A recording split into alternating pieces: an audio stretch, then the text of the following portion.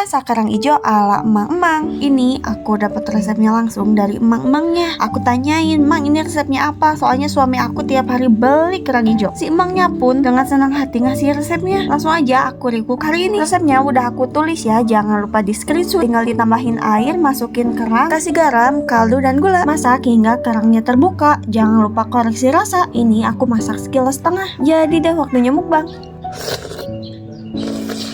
Udah segitu aja, jangan lupa di recook, bye-bye.